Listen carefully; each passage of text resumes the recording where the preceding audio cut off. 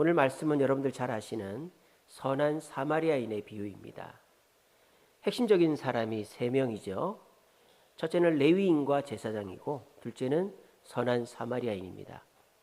근데 이 레위인과 제사장은 강도 만난 사람을 피해 도망을 갔고 선한 사마리아인은 그 강도 만난 사람을 돌보아 주었습니다. 어떻게 해서 이런 차이가 났을까요? 인식의 차이입니다. 레위인과 제사장은 이성적으로 강도 만난 사람을 인식한 것이고 선한 사마리아인은 감성적으로 그 강도 만난 사람을 인식했기 때문입니다. 우리는 보통 인식은 이성으로 하는 것으로 생각합니다. 하지만 우리의 감정 또한 인식할 수 있는 좋은 능력이 있습니다. 오늘 이 선한 사마리아인이 레위인과 제사장과 다른 점이 하나 있습니다. 그 점이 뭐냐? 이 강도 만난 사람을 보고는 선한 사마리아인이 어떤 마음을 갖습니까? 33절에 보시면 그를 보고 불쌍히 여겨라고 했습니다. 불쌍히 여겨. 이 불쌍히 여겨라는 단어가 헬라어로 스플랑크 니조마이라는 단어입니다. 스플랑크 니조마이. 이게 불쌍히 여기다라는 뜻이에요. 스플랑크 니조마이. 근데 이 단어가 좀 더 의역을 하면 창자가 끊어질 정도의 마음이다, 이렇게 번역이 됩니다. 불쌍히 여기다는 마음인데 이게 의역이 아니라 직역을 하면 원어적으로 보면 창자가 끊어질 정도로 마음이다. 왜 그러느냐? 이 스플랑크 니조마이의 어원은 뭐냐? 스플랑크 톤입니다. 스플랑크 논, 스플랑크 톤. 이게 뭐냐? 창자라는 뜻이에요. 우리 장 아시죠? 대장, 소장, 직장 이런 창자를 스플랑크 톤이라고 합니다. 그러니까 스플랑크 톤에서 나온 말이 스플랑크 니조마이 아닙니까? 그러니까 이걸 직역하면 창자가 끊어질 정도로의 마음이 불쌍히 여기는 마음이다, 이 말이에요. 그러면은 창자가 끊어지는 거하고 뭔가를 인식하는 거하고 무슨 관련이 있는가? 이게 관련이 있다라는 연구가 1998년도에 나왔어요. 1998년도에 미국의 콜롬비아 대학이라고 있습니다. 미국 콜롬비아 대학의 교수인 마이클 거션이라는 사람이, 마이클 거션, 이 사람이 한 가지 이론을 발표했는데요. 그 이론이 뭐냐? 창자, 우리 몸에 있는 창자는 제2의 뇌다, 이렇게 했어요. 아주 충격적이죠. 뇌는 여기 있는 건데 어떻게 창자가 뇌가 될 수 있죠? 이 설명을 다 들어보면 알아요. 우리 창자가 그냥 뭐 장이 있고 무슨 뭐 이런 미생물들이 있어서 분해하고 흡수하고 이런 것만 있는 게 아니에요. 우리 창자에 5억 개나 되는 신경세포가 있답니다. 5억 개나 되는 신경세포가 있고 뇌에서 지시를 해야 손발은 움직이잖아요. 물론 이제 우리가 뇌에서 지시를 안 해도 우리가 이제 뭐 손발이 알아서 움직이는 경우도 있죠. 그렇지만 우리 장은요, 손발보다도 더 뇌에서 명령하지 않아도 움직인답니다. 그래서 소화, 흡수, 배설 이런 거를 뇌가 시켜서 하는 게 아니라 장이 스스로 한대요. 그래서 장은 뇌와 같은 인지의 기능을 합니다. 특별히 이 장이 무슨 기능도 하느냐? 바로 감정적인 기능도 한다는 거예요. 목사님, 감정은 마음에서 하는 거 아니에요? 심장에서. 그리고 유대인들이나 서양 사람들은 마음이 어디 있다 그래요? 여기 있다 그러잖아요. 마음은 다 뇌에 있지. 어떻게 마음이 창자에 있다 그러시나? 예를 들어 볼까요? 여러분, 단장이라는 말 아시죠? 단장. 단장의 미아리고개라는 노래 제목 있잖아요. 그 단장이 무슨 뜻이에요? 뭐 이렇게 화장하는 걸 말하는 거예요? 아니죠. 창자가 끊어지다는 뜻이죠. 단장. 단장의 미아리고개라는 노래. 그 단장이라는 말이 우리나라에서 나온 말이 아니고 중국의 고사성어예요. 중국의 진나라가 총나라를 치는데 가다가 어떤 사람이 그냥 재미삼아 새끼 원숭이를 잡은 거예요. 근데 그 새끼 원숭이를 잡고 가는데 어미 원숭이가 막 쫓아오는 거예요. 막 깨깨 하면서 쫓아오는 거예요. 근데 갑자기 그 어미 원숭이가 쓰러져 죽어버렸답니다. 그래가지고 이 아기 원숭이를 뺏은 사람이 신기하다. 저놈이 왜 꾀꾀거리다 죽었지? 아무리 살펴봐도 뭐 돌에 맞거나 화살에 맞은 흔적이 없어요. 더 궁금하잖아요. 저놈은 어미 원숭이가 왜 죽었나? 배를 갈라 보니까 창자가 끊어져 죽었답니다. 그러니까 우리가 극도의 스트레스를 받으면 우리가 배가 아프잖아요. 그게 왜 그런가요? 창자가 이렇게 막 수축되기 때문에요. 여러분들이 스트레스 받으면은 그 과민성 대장 증후군 이런 거 있잖아요. 그게 바로 그거거든요. 우리가 굉장히 스트레스 받으면은 창자가 막 쪼그라들고 창자가 막 수축이 돼요. 그래서 우리가 떼굴떼굴 구르잖아요. 너무 스트레스 받으면은 막 위가 꼬인다 그러잖아요. 위가. 그게 뭐냐? 이 창자가 수축이 되는 거예요. 그러니까 그 애미 원숭이는 새끼 원숭이를 이제 잃어버릴까봐 쫓아오면서 막 스트레스 받으니까 창자가 쪼그라지다 못해 끊어져 버린 거예요. 그런 일이 있어요. 뭐 이거 말고도 또 있을까요? 자, 우리나라 속담에 사촌이 땅을 사면 어디가 아파요? 머리가 아파야 되잖아요. 그죠? 사촌이 땅을 사면 어디가 아프다? 배가 아프단 말이 진짜 배가 아프단 말입니까? 아이고 배야 화장실 간다 이 말입니까? 그만큼 마음이 씁쓸하다 이 말이잖아요. 그러니까 감정을 이 배에서 느낀다 이 말이에요. 또 여러분 애간장이 녹는다 이런 말 있죠. 애간장. 그 애간장이 우리 간입니까? 뭐예요? 애는 창자 아닙니까? 그리고 간은 이거고. 그러니까 우리가 너무 막 이렇게 간절하면 애간장, 창자하고 간이 녹는다 이 말이에요. 애가 탄다 이런 말 있지 않습니까? 애가 탄다가 뭐예요? 창자가 탄다 이 말이에요. 또 저놈 배짱 한번 좋네. 배짱이 좋네. 이게 무슨 말이에요? 그 사람은 뭐 뇌가 튼튼하고 한 게 아니라 장이 튼튼한 사람이 배짱이 좋은 거예요. 배짱이. 그게 장 아닙니까? 그래서 이 마이클 거션이라는 사람이 우리의 뇌가 여기도 있지만 창자가 제2의 뇌다 이렇게 말을 하고는 그거를 받아가지고 독일의 의사인 어떤 사람이 이런 얘기를 했어요. 장이 불편하면 뇌가 우울해진다 이런 말을 했어요. 장이 불편하면 뇌가 우울해진다. 뇌가 우울해서 장이 불편해지는 게 아니고 장이 불편해서 뇌가 우울해지는 거예요.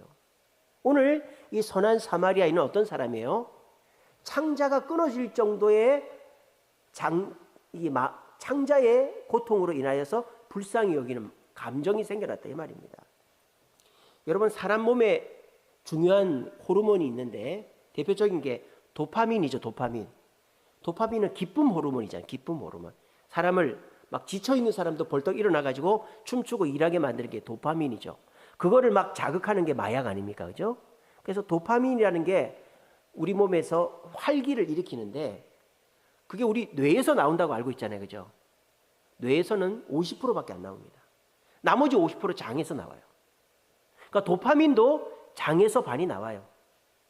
그리고요, 우리 몸에 도파민만큼 중요한 호르몬이 있는데 세로토닌이라는 호르몬이 있습니다. 세로토닌.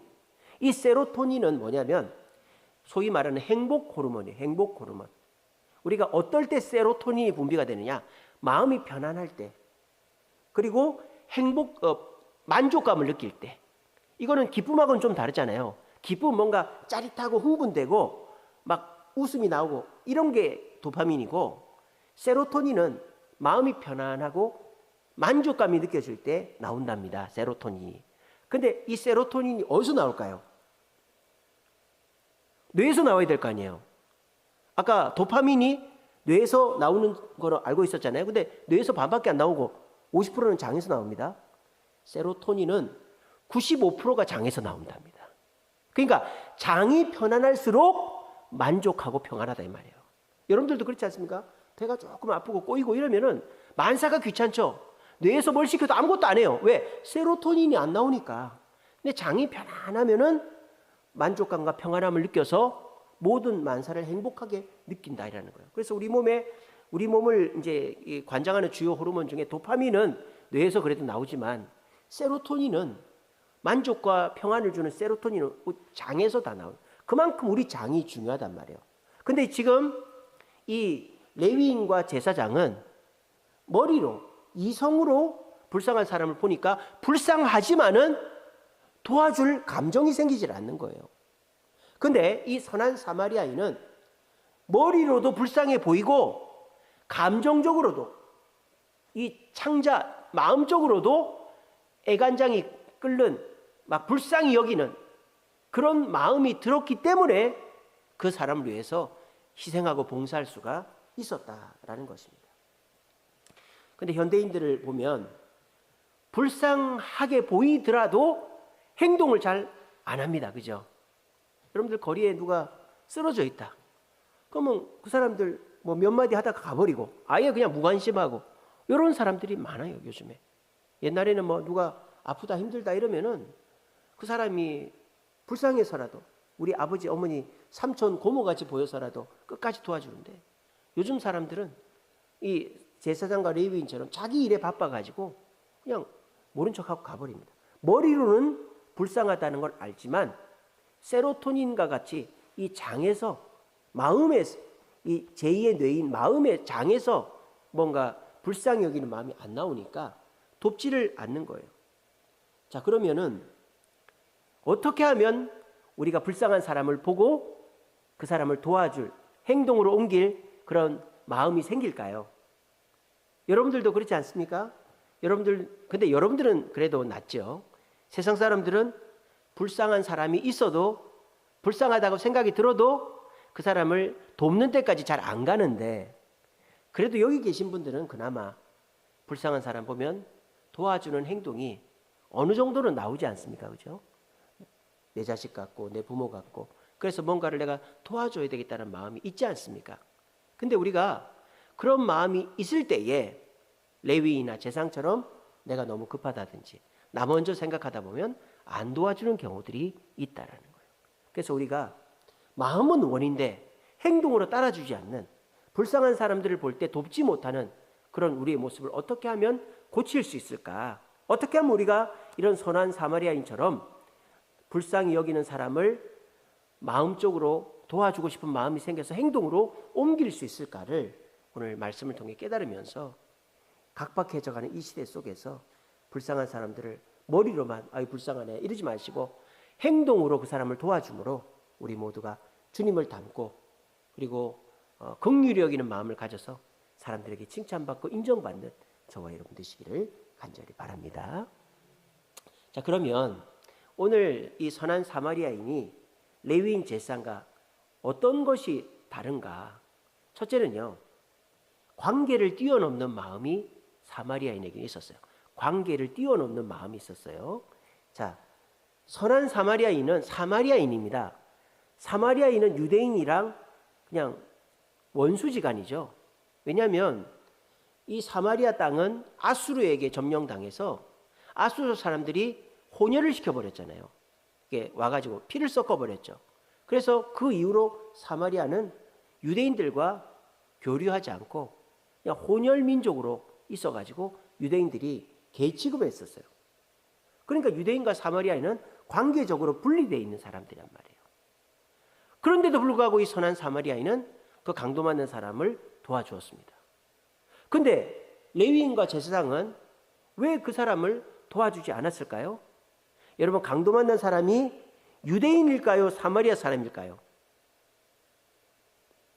강도 맞는 사람이 유대인일까요? 모압 사람일까요? 에돔 사람일까요? 사마리아 사람일까요? 그거 우리가 알 수 있어요, 없어요? 알 수 없죠? 성경에 나오지 않잖아요. 그냥 강도 만난 사람이라고 나오지 그 강도 만난 사람이 누구냐? 여기 그런 게 안 나오잖아요. 요 어떤 사람이라고 돼 있잖아요. 그냥 예수님께서 대답하여 이르시되 어떤 사람이 예루살렘에서 여리고로 내려가다가 강도를 만나매 이렇게 돼 있잖아요. 그러니까 이 강도 만난 사람을 선한 사마리아인은 누군지를 생각하지 않고 도와준 것이 말입니다. 그러면 레위인과 제사장은 왜 안 도와줬을까요? 불쌍함보다 더 중요한 게 뭐예요? 저 사람하고 나하고 어떤 사이냐가 중요하다 이 말이에요. 저 사람이 유대인이면 내가 도와주지만 유대인이 아니면 불쌍하지만은 안 도와준다 이거예요. 이게 뭐예요? 관계의 울타리에 묶여 있는 게 레위인과 제사장이었다 이 말이에요. 근데 이 사마리아인은 자신들을 개 취급하는 유대인인지 아닌지도 모르겠지만 어쨌든 자기들과는 같은 관계에 있지 않는 사람임에도 불구하고 도와주었다는 거예요. 오늘날 현대 사회는 내로남불 시대죠. 내가 하면 로맨스고 남이 하면 불륜이다. 이걸 어떨 때 많이 씁니까? 편가를 때 많이 쓰죠. 같은 편은 서로 그냥 눈 감아주고 다른 사람은 잘못이 없어도 잘못을 만들어가지고 고발하고 막 헛소문 내고 이게 요즘의 내로남불의 시대 아닙니까? 이런 내로남불의 시대를 살다 보니까 요즘 사람들은 어떻게 돼요? 저 사람이 잘하고 못하고가 중요한 게 아니죠. 저 사람이 내 편인가 내 편이 아닌가가 중요한 거예요. 내 편이 아닌 사람이 잘해봐야 그 인정 안 해주는 거예요. 모른 척하는 거예요. 그리고 잘 못하는 거는 확대 재생산해가지고 막 까고 야단치는 게 요즘 세상 아닙니까? 그러다 보니까 어떻게 돼요? 사람들이 남을 위해서 불쌍히 여기는 마음이 점점 없어지고 있다. 같은 편을 도와주는 것도 불쌍히 여기서가 아니라 같은 편이기 때문에 도와준다라는 거예요.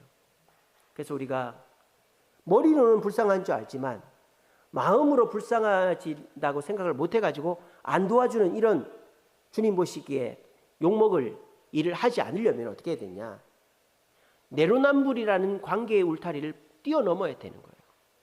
요즘에 그 한국 사람들이 자꾸 여당 야당 갈리다 보니까 이 자기가 이렇게 좋아하는 정치인들이 잘하는 것만 칭찬하고 상대편은 잘하는 게 있어도 그냥 무시하고 이러는 참, 그래서 교회도 편이 갈라지는 이런 일들이 생기고 있습니다. 여러분, 우리는 그렇게 해서는 안 돼요. 법에 어긋나는 거는 법의 심판을 받으면 되지, 법에 어긋나는 것도 아닌데 그 사람을 끄집어내가지고 욕을 하고 폄하하고 하는 거는 절대 그리스도인이 해서는 안 될 일입니다. 우리는 어떻게 해야 됩니까? 이 선한 사마리아인처럼 나하고 관계없는 사람이다, 아니 나하고 관계가 나쁜 사람이라도 그 사람을 불쌍히 여기고 도와주다 보면 이 선한 사마리아인의 이 마음이 우리에게 생겨난다 이 말이에요. 여러분들도 이 시대에 사람들이 하는 말에 나도 모르게 젖어들지 마세요. 내 편이면 무조건 잘했다 하고 남의 편이면 잘한 것도 다 못했다 그러고 이렇게 말하는 세상 사람들에게 속아가지고 누가 잘하고 못하고를 생각하지 않고 내 편이냐 아니냐를 먼저 따져먹는 이 시대에서 여러분 정신을 차리시고 선한 사마리아인처럼 관계를 뛰어넘어서, 아니 나하고 관계가 나쁜 사람이라도 그 사람이 어려움을 당했을 때 불쌍히 여기고 행동을 하여서 여러분의 마음속에 이 선한 사마리아인의 마음, 불쌍히 여기는 마음이 생겨나기를 더 크게 자리 잡기를 간절히 바랍니다. 두 번째로 이 선한 사마리아인은 어떤 마음을 가졌느냐? 내 것으로 섬기는 마음을 가졌죠. 선한 사마리아인은 내 것을 내어가지고 섬겼지 그 사람이 가지고 있는 것으로 그 사람을 섬기지 않았죠. 그죠? 선한 사마리아인이 내놓은 게 뭡니까? 첫째는 기름과 포도주로 그 사람 상처를 치료했죠. 기름과 포도주로. 그리고 자기의 헝겊, 천을 가지고 그 사람 상처를 싸맸죠. 그리고 자기의 나귀에다 실어다가 그 사람을 여관까지 이동을 시켰습니다. 여기에서 강도 만난 사람이 뭔가를 한 것은 아무것도 없죠. 나중에 뭔가 도와주고 보상을 받겠다 하는 것도 전혀 없었죠. 그러니까 이 선한 사마리아인은 남에게 뭔가를 기대하거나 남이 가진 것으로 섬긴 게 아니라 오롯이 내 것으로만 남을 섬겼단 말이에요. 이런 마음이 있으니까 불쌍히 여기는 마음이 생겨났다 이 말이에요. 근데 유대인들은 왜 그냥 갔을까요? 성경학자들에 따르면은 이 예루살렘은 쉽게 말하면은 워싱턴 같은 데고 이 여리고는 쉽게 말하면 페어팩스 같은 곳이 돼요. 이게 뭐냐? 워싱턴은 이제 미국의 그 수도 아닙니까? 그러니까 일하는 곳이죠. 사무실이 많은 곳이죠. 그리고 그 일이 끝나면 이 페어팩스 같이 그 한인들이 많이 살아요. 위성도시 같은 주변에 잘 꾸며진 위성도시로 퇴근을 하는 거예요.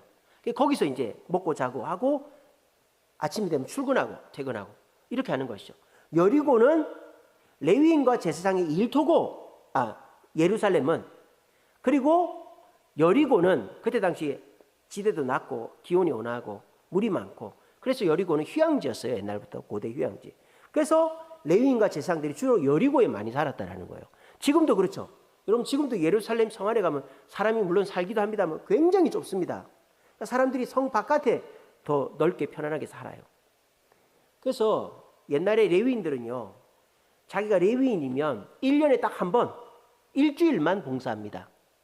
1년에 한 번 일주일만. 그러니까 평소에는 뭐 갈릴리 살 수도 있고 어디 살 수도 있고 흩어져 살다가 자기가 이제 봉사할 때가 되면은 그 반열이라고 하죠. 무슨 24 반열에 자기 반열이 들어갔어요. 그러면 그 기간에 소집이 돼가지고 예루살렘 성전에 있는 뭐 여러 가지 일들을 레위인과 제사장이 봉사한단 말이에요. 근데 이 사람들이 봉사하고 성전에서 잘 수가 없잖아요. 그러니까 이제 여리고에 와서 자든지 뭐 그렇게 하는 거예요. 그리고 집이 여리고인 사람들도 있고. 그래서 제사장과 레위인들이 여리고로 내려가고 있었다. 이렇게 보는 거예요. 그러니까 이 사람들은 뭐가 더 중요한 거예요? 강도 만나서 쓰러져 있는 사람이 중요한 게 아니고 내가 빨리 퇴근해서 집에 가서 쉬는 게 더 중요하단 말이에요. 이게 뭐예요? 내가 가진 것이 중요하고 남의 아픔은 중요하지 않으면 불쌍한 마음이 생기지 않는 거예요. 근데 남의 아픔이 불쌍하긴 하지만은 내 것을 내어놓고 남을 섬길 때 내 마음에 이 선한 사마리안 같은 불쌍한 마음이 이제 강하게 자리 잡는다 이 말이에요. 그래서 현대 사회는 어떤 사회입니까? 각자 도생의 사회죠. 각자 도생. 내가 너한테 도움 안 주는 대신에 나도 너한테 도움 안 받을게. 이게 요즘 세상 아닙니까? 부모 자식 지간도 형제 지간도 내가 너한테 도움 안 줄 테니까 너도 나한테 요구하지 마. 자, 그런 사람들이 내가 여유 있고 내가 내 자신을 건사할 수 있을 때면 괜찮아요. 근데 내가 내 스스로를 돌볼 수 없는 재정적으로나 마음적으로 환경적으로 내가 내 스스로 이 문제를 극복할 수 없는 그런 문제를 만나면 어떻게 됩니까? 남한테 부탁을 해야 될 거 아니에요. 근데 이미 너는 너 나는 나 이런 식으로 각자 도생으로 정해서 부모 자식 지간도 형제 지간도 해버리면 어떻게 됩니까? 그 어려움을 극복을 못하는 거예요. 그게 미국 사회 아닙니까? 미국은 20살만 넘으면 애가 독립을 해야 되죠. 저희 그 여동생이 결혼한 그 신랑 커티스 아버지가 대학 교수잖아요. 근데 금괴를 모으는 게 취미잖아요. 근데 애들 대학 학비를 한 푼도 내준 적이 없어요. 커티스 형도 그렇고 커티스도 그렇고. 그래서 커티스는 저희 그 여동생이 학비를 대줬잖아요. 그때 간호사였으니까. 그래가지고 부모님하고 관계가 안 좋아요. 근데 이 아버지가 나중에서야 철이 들어가지고 돈은 많은데 결국 뭐 본부인하고도 이혼하고 뭐 태국 여자하고 사는데 그 여자도 돈 보고 결혼했지. 그러니까는 이 남자가 나중에 나이 들어가지고 교수 은퇴하고 이제 심심하니까 캠핑카를 샀어요. 캠핑카. 1억짜리 캠핑카를 샀어요. 그래가지고 전화가 오는 거예요. 저희 여동생한테. 그래서 우리 같이 여행 가자고. 한 번 딱 가고 안 갔답니다. 한 번은 가줘야 되니까. 그러니까는 각자 도생이 이런 거예요. 내가 여유가 있을 때야 나는 나 알아서 하고 너는 너 알아서 이렇게 할 수가 있는 거예요. 근데 내가 필요할 때 도와달라 그러면 안 도와주는 거예요. 그 커티스 아버지가 그 회사 생활도 하고 교수도 하고 그리고 이제 돈 많이 모아놨지만은 본처랑 이혼하고 또 같이 재혼한 여자도 그냥 뭐 돈만 바라고 이게 대면대면하고 이러니까는 외롭단 말이에요. 그러니까는 이제 손자 손녀들도 보고 싶고 자식들도 보고 싶어서 캠핑카를 사서 여행 다니자고 하는데 자식들은 아버지는 아버지고 나는 나고 이렇게 돼버리는 거예요. 집에 오는 것도 귀찮아하더라고요. 이게 뭐예요? 마음은 우리 아버지 불쌍하다 싶지만 이성은 머리는 마음이 안 따라준 거죠. 그러니까는 그냥 한 번은 가되 두 번은 안 가는 거예요. 여러분 요즘 시대가 어떻습니까? 이익이 안 되면 절대 하지 않는 이런 시대예요. 그러다 보니까 어때요? 내가 누군가한테 정말 큰 도움을 원할 때에는 그때 남들이 이익을 따지면서 나를 안 도와주는 거예요. 여러분들은 어떠십니까? 여러분들도 그렇게 하시면 안 돼요. 우리 예수 믿는 사람들은 이익에 상관없이 남을 도와줘야 됩니다. 그러다 보면 어떻게 돼요? 내가 힘들고 어려울 때 내가 도와준 그 사람, 나보다 형편도 어렵고 뭐 힘든 사람이지만은 그래도 마음적으로라도 얼마 안 되는 거라도 날 도와주면 그게 큰 힘이 돼가지고 다시 일어서는 거예요. 그래서 내 것으로 섬기지 못하고 내 것은 내 것이고 네 것은 네 것이지 라고 각자 도생의 이 시대 속에서 내 것을 내어주어서라도 남을 섬기는 마음을 갖도록 선한 사마리아인을 본받을 수 있는 저와 여러분 되시기를 간절히 바랍니다. 마지막 세 번째로 선한 사마리아인이 어떻게 해서 강도 맞는 사람 도와줬느냐? 끝까지 책임지는 마음이 있었죠. 끝까지 책임지는 마음. 자, 이 사람이 여관에 데려가서 이 사람을 눕혀놨어요. 그리고 여관 주인한테 이 사람 나을 때까지 좀 돌봐주시오. 그리고 이 2데나리온을 줬어요.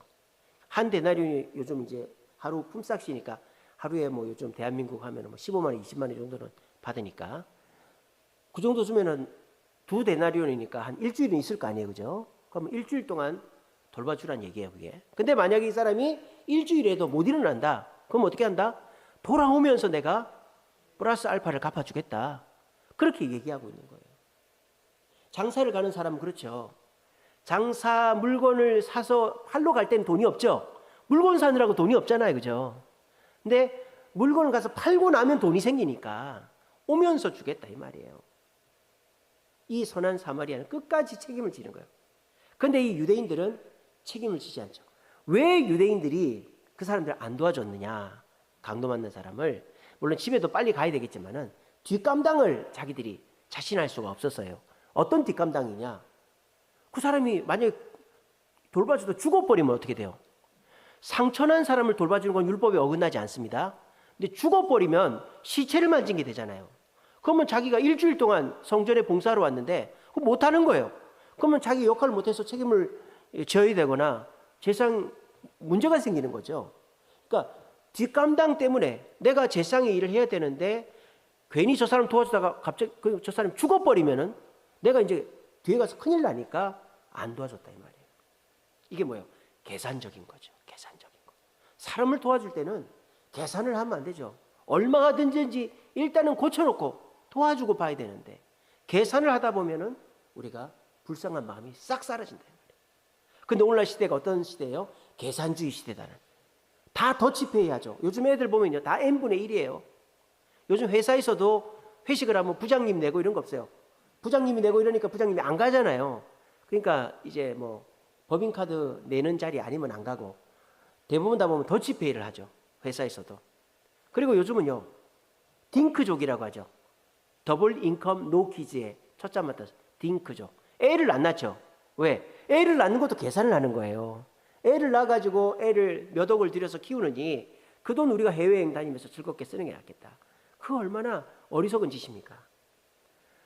저는 그렇게 생각합니다. 내가 돈을 벌어서 돈을 쓰는 거는 어느 나이 때는 할 수 있어요. 그죠? 20대 때부터 돈 벌지 않습니까? 50대, 60대, 70대까지 어느 정도 경제 활동을 하잖아요. 80 넘어가면 좀 힘들지만. 그러니까 내가 일을 해서 돈을 버는 일은 어느 연령대나 할 수 있어요. 근데 애를 낳고 키우는 거는 30대, 40대밖에 못 해요. 저도 지금 애를 이제 안 키웁니다. 애들 다 컸어요. 이제 제가 신경 쓸 일이 없어요. 근데 애를 낳고 키우는 거를 돈 때문에 안 하면 50대 이후의 인생에서 후회한다 이 말이에요. 애를 낳고 키우는 사람들 보면 부럽고, 애를 낳지 못한 상태에서 이렇게 노년을 보내면 외롭고 쓸쓸하고 손자 손녀도 못 안고 이렇게 되면은 이게 내가 그 나이대에 할 수 있는 거를 못 한다 이 말이에요. 그래서 참 어리석다 이 말입니다. 그리고 요즘에 보면요, 노키즈존이라는 게 있죠. 노키즈존. 여기 애들 데리고 오지 마세요. 물론 이해는 됩니다. 요즘 애들이 너무 버릇이 없어가지고 사람들한테 피해를 주니까 그렇게 하는 건 이해가 되지만은, 그렇다고 해서 장사에 방해된다고 애들을 못 들어오게 하는 것은 문제다. 여러분, 요즘에는 뭐도 생겼는지 아세요? 노인들도 못 들어오는 존이 생겼어요. 노인들 금지. 뭐라고? 노인이 영어로 뭘까요? 시니어라고 할까요? 노 시니어 존이 생겼어요. 노 시니어 존. 노인 들어오지 말래. 이 얼마나 이 참 우픈 얘기입니까? 그래서 이 시대가 얼마나 계산적인지 아시겠죠? 나한테 이익이 안 되면 눈 하나 깜짝 안 하는 거예요. 근데 나한테 이익이 되면 간도 쓸개도 다 빼주는 거예요. 그러니까 어떻게 돼요? 사람들이 점점 각박해진다는 것입니다. 그렇게 되면 어떻게 됩니까? 내가 누군가로부터 끝까지 책임을 받아야 되는 시대가 될 때 나를 아무도 책임져 주지 않는 거예요. 여러분, 사람이요, 끝에 가서는 혼자 못 죽습니다. 만약에 혼자 죽을 수 있겠죠. 하지만 혼자 죽는 사람은요, 평생에 느꼈던 고통보다 더 큰 고통을 일주일 사이에 느낀다고 그러더라고요. 그러니까 사람이 내가 평생 뭐 학생 때 공부하고 청년 때 뭐 일하고 뭐 결혼하고 애 키우고 뭐 병 만나고 이런 고통이 인생 중에 인생 고해의 바다라고 하니까 고통이 있지 않습니까? 근데 죽을 때 일주일 동안 내 옆에 누가 없고 나를 돌봐주지 않을 때 평생 느꼈던 그 괴로움보다 더 큰 괴로움을 느끼면서 후회라는 걸 하게 돼 있다고 그러더라고요. 여러분 그렇습니다. 사람이요, 내가 남한테 이렇게 사정하는 것도 싫지만 내가 아무 이익도 안 되는데 남한테 이렇게 베푸는 것도 싫어가지고 철저하게 계산적으로 해서 돈이나 끌어안고 있겠다. 그리 살다가 내가 돈 있으면 요양원도 들어가고 하겠죠. 그리고 편안하게 살겠죠. 근데 사람이 죽기 직전에는 요양원도 필요가 없어요. 누가 옆에 와서 손잡아주고 엄마 괜찮아, 할아버지 괜찮아요, 할머니 괜찮아 이렇게 해주는 사람이 있어야 그 죽음의 문턱을 잘 넘고 천국 간단 말이에요. 근데 내가 평소에 계산적으로 딱 이익이 되는 사람만 만나고 이러면 그 죽음의 문턱 일주일 동안에 내가 일평생 느꼈던 고통보다 더 큰 고통을 느끼면서 내가 그때 자식들한테, 부모 형제한테, 이웃들한테, 성도들한테 그러지 말걸, 그런 후회를 하다가 죽는다고 그럽니다. 여러분 계산적으로 살면요, 그 계산 저는 곱하기로 고통을 당한다고 생각해요. 우리가 물론 내 형편에 지나도록 내가 형편이 이거밖에 안 되는데 너무 무리해가지고 남을 돕다가 마누라한테 욕먹고 사람들한테 오히려 피해주고 이러면 안 되겠죠. 제가 옛날에 미국 있을 때 참 하나님 은혜로 산다는 말 너무 듣기 싫었어요. 하나님 은혜로 사는 게 좋은 거 아닙니까? 그죠? 근데 하나님 은혜로 저는 삽니다, 이 말이 너무 듣기 싫더라고요. 왠지 아세요? 그 말을 하는 유학 온 목사님들이 다 부모 등골, 형제 등골 빼먹고 사는 거예요. 자기는 호의호식합니다. 외제차 타고 넓은 집 살고 음식도 맛있는 거 고기도 사 먹고 그럽니다. 근데 맨날 한국에 전화해가지고 엄마 나 돈 없어, 아빠 동생아 나 돈 없어, 그래가지고 그 돈 받아가지고 그래서 사는 거예요. 근데 저희는 도와줄 사람이 아무도 없어요. 저희가 이제 가지고 온 돈이 있었지만 교회에서 250만 원 보내주는 돈 가지고 살았어요.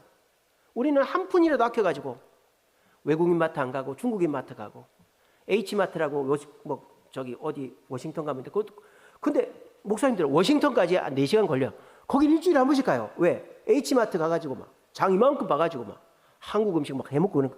우리는 이제 한국 음식 해볼 돈이 없으니까, 물론 저희 린츠버그에도 한인마트가 있었어요. 근데 비싸요 거기는. 근데 중국인 마트를 가는 거예요. 중국인 마트는 반값밖에 안 하거든요. 거의 저희 집사람 새한이 임신해가지고 먹고 싶은데 제대로 못 사는 거예요. 중국인 마트 가가지고 비슷한 거 사다가 김치도 해먹고 이랬어요. 요번에 이제 세미나 가서 집사님 얘기하는데 무슨 젓갈? 장난젓이 그렇게 먹고 싶었대. 장난젓이. 그래서 제가 사 먹으라고 말만 하고 안 했는데 중국인 마트 가서 사 먹었다고 그러더라고요. 그래서 우리는 있는 돈도 아껴가지고 우리 쓰고, 근데 이제 정말 우리가 볼 때 어려운 목사님들한테 우리가 50불도 주고 100불도 주고 그렇게 했었어요 우리가. 그래서 우리는 교회에서 우리를 후원해 주니까 우리 돈 아껴가지고 250만 원씩 보냈으니까 그 돈 아껴서 우리가 남들 돕자. 그런데 정말 황당했던 게, 그렇게 도와줬는데 월마트 가서 홀랑 그날 다 써버리더라고요. 와, 그럴 때 정말 허무하더라고요. 우리가 그렇게 아껴가지고 50불, 100불, 200불 이렇게 주는데 그 돈 가지고 홀랑 다 써버리고. 그래도 우리는 그렇게 살았지만은 하나님 은혜로 산다 그러면서 남한테 사정이나 하고. 제가 전에 말씀드렸잖아요. 미국에 같이 공부했던 목사님이 저한테 전화가 왔어요. 저는 한국 왔는데, 우리끼리니까 말씀드립니다. 목사님 내가 돈이 필요한데 200만 원만 보내달라고 그러더라고요. 200만 원. 그때 당시에는 2,000불 정도 됐겠죠. 지금은 2,500불이겠지. 한 3,000불 되겠지만 200만 원만 보내달라고 그러더라고요. 우리 유학 끝나고 한국 와서 그 대설교회 그 조그마한 방에서 살면서 돈이 없어요. 근데 우리가 그런 거 계산 안 하고, 저는 이제 계산 안 하고 저희 집사람은 이제 쌍심지를 키고 난리가 나죠. 살림을 살아야 되니까. 근데 그렇게 힘들다는데 어떡하나.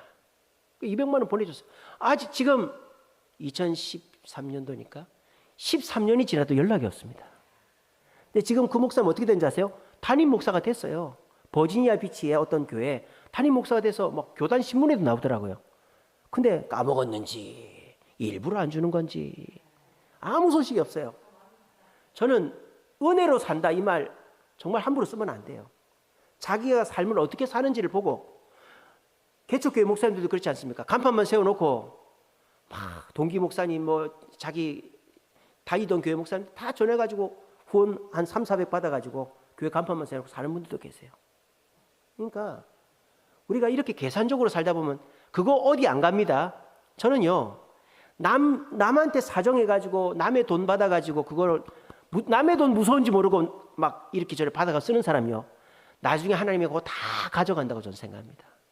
근데 나 쓸 것도 없는데, 우리 애들 고기 하나 못 먹이는데 남의 집에 100불 200불씩 주는 이 멍청한 이 목사 어떻게 하실까요, 하나님이? 그러니까 이렇게 유학 갔다 와서 담임 목회도 하고, 제가 뭐 부족하지 않게 살지 않습니까? 미국보다 더 좋은 서울에 살고 있지 않습니까? 저는요, 우리가 계산적으로 남을 섬기는 게 아니라 계산하지 않고 내가 할 수 있는 최선을 다해서 뒤까지 생각해서 섬기면 하나님이 다 갚아주신 줄로 믿습니다. 여러분들도요, 뭐 더치페이, 딩크족, 노페이존, 노키즈존 뭐 이런 거 따라하지 마시고 계산 없이 남을 섬김으로 이 선한 사마리아인의 마음을 가질 수 있는 저와 여러분 되시기를 간절히 바랍니다. 오늘 이 선한 사마리아의 마음, 어떤 마음입니까? 나하고 상관이 없어도, 관계가 안 좋아도 도와주는 마음, 또 내 것을 그냥 내어놓아서 도와주는 마음, 또 끝까지 책임지는 마음이에요. 여러분, 이 마음 다 가진 분이 누굴까요? 그렇죠, 우리 예수님이에요. 마가복음 1장 14절, 마가복음 1장 14절, 예수님께서 오는 나병 환자들을 불쌍히 여기셔서 고쳐주셨어요. 거기서 불쌍히 여기다는 게 아까 말씀드린 스플랑크 니조마이예요. 창자가 끊어질 정도의 마음을 예수님 가진 거예요. 그래서 예수님은 나병 환자면 상종을 하면 안 되잖아요. 부정하니까. 관계가 단절된 사람도 그 사람을 도와준단 말이에요, 예수님은. 그것도 누가복음 23장 34절, 누가복음 23장 34절. 자, 이게 뭐냐? 예수님 십자가에 달려서 하신 거예요. 저들은 자기들의 죄를 알지 못합니다. 저들의 죄를 용서해달라고. 이게 어떻습니까? 내가 가진 것을 다 십자가에서 내어놓으면서 사람을 사랑하는 마음이 예수님 마음 아닙니까? 그래서 내 것으로 섬기는 마음. 그리고 여러분, 마태복음 14장 14절에 보면요, 예수님께서 병자들을 불쌍히 여겨서 고쳐주세요. 마태복음 14장에 보면 예수님께서 병자들을 불쌍히 여겨서 고쳐줬단 말입니다. 근데 저녁때가 됐어요. 저녁때가. 그러면 어떻게 해야 돼요? 이 사람들이 밥을 먹어야 될 거 아니에요. 예수님은 고쳐만 줘도 돼요. 근데 저녁때가 되면 밥을 먹어야 될 거 아니에요. 그래서 예수님이 어떻게 해요? 오병이어의 기적을 베푼 거예요. 마태복음 14장 그 중간에 보면 오병이어의 기적이 나와요. 그러니까 오병이어의 기적은 뭐냐? 예수님이 끝까지 책임지는 거다 이 말이에요. 병자들 고치고 집에 가라고 할 수도 있는데 저녁이 되고 배가 고프니까 끝까지 먹을 것을 먹여가지고 보냈다 이 말이에요, 예수님이. 우리도 교회 행사 끝나면은 그냥 집에 안 보내고 다 저녁을 먹여가지고 보내잖아요. 그런 거 똑같은 거죠. 이렇게 관계를 뛰어넘는 마음, 나병 환자들도 고쳐주는 마음, 내 것으로 섬기는 마음, 십자가에서 모든 사람을 불쌍히 여기는 마음, 또 끝까지 책임지는 마음, 빈들에서 병자를 고칠 뿐만 아니라 그 사람들 먹을 거 먹여서 보내는 마음, 이 마음이 어디서 나왔다? 예수님의 마음이다라는 거예요. 그래서 오늘 이 선한 사마리아는 진짜 있는 사람이 아니죠. 실제 인물이 아니고 비유예요. 그럼 예수님은 이 선한 사마리아는 누구를 비유한 걸까요? 자기를 비유한 거죠. 예수님 자신을 비유한 거예요. 그러면서 예수님은 뭐랍니까? 너도 이와 같이 해라. 이게 무슨 말이에요? 너도 나처럼 해라. 나를 닮아라 이 말이에요. 이 말은 오늘 저와 여러분들에게 하는 말입니다. 여러분들도 예수님처럼 관계가 안 좋아도 섬기고 내 것으로 섬기고 끝까지 섬기면 불쌍히 여기는 마음이 생겨서 남들은 머리로만 불쌍하네 하고 넘어갈 거를 절대 넘어가지 못하고 섬겨서 주님 앞에 칭찬받고 사람들한테 인정받게 된다라는 것입니다. 오늘 자리에 계신 분들은 세상을 닮아서 내로남불, 각자도생, 계산주의적인 모습 벗어버리시고 예수님을 닮아가지고 긍휼이 마른 시대에 긍휼을 베풀어 사람들에게도 인정받고 주님께 칭찬받는 저와 여러분 되시기를 간절히 바랍니다.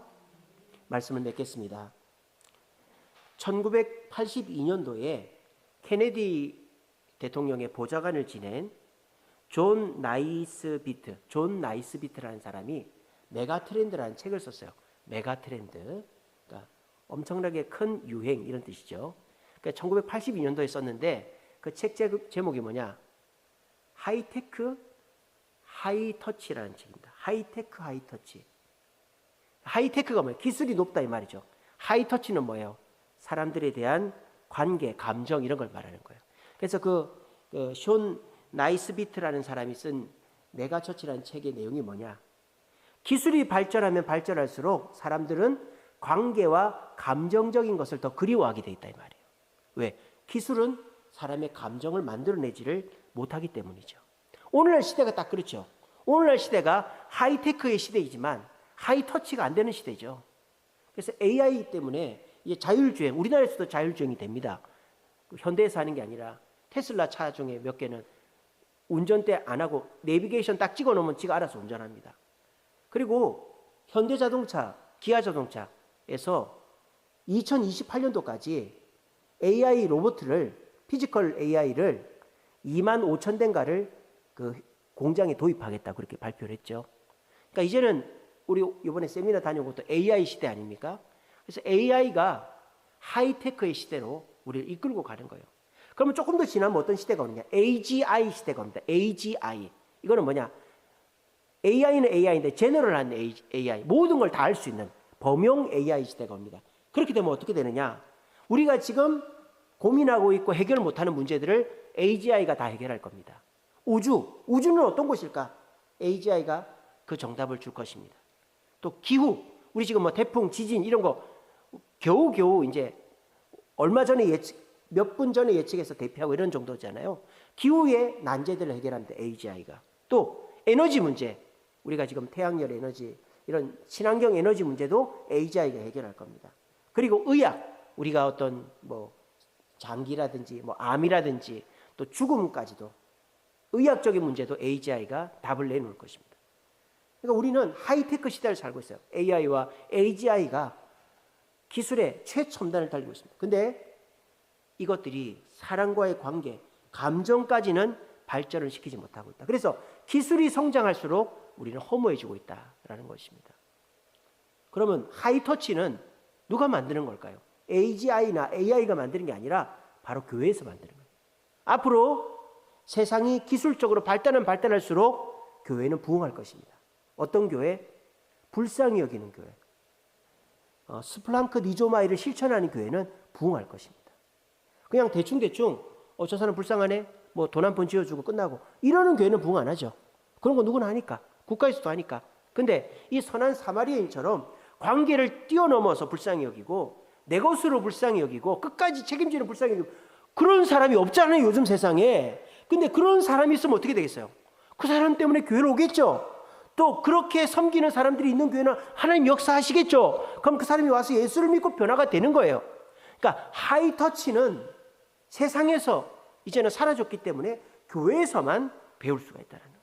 그래서 우리가 예수님을 닮아서 예수님처럼 관계를 뛰어넘고 사랑하고 내 것으로 사랑하고 끝까지 사랑하면 교회도 부흥하지만 사람들로부터 인정받게 돼 있다라는 것입니다. 그래서 우리가 남을 사랑하되 머리로만 사랑하고 손발이 놀고 있으면 안 되는 거예요. 세상에 오염돼 버린 거예요. 우리가 어떻게 해야 되느냐? 머리로만 사랑하는 게 아니라 예수님을 닮아서 손발뿐만 아니라 우리의 마음이 스플랑크 니조마이 막 애간 단장에 막 창자가 끊어질도록 불쌍히 여겨서 가만히 있어가지고는 내가 배가 아파가지고 못 견딜 정도로 사촌이 땅을 타서 배가 아픈 게 아니고 남이 불쌍해서 배가 아파가지고 남을 도와줄 수 있는, 그래서 주님 앞에서 칭찬받고 사람들에게도 인정받을 수 있는 저와 여러분 되시기를 간절히 바랍니다. 기도하겠습니다.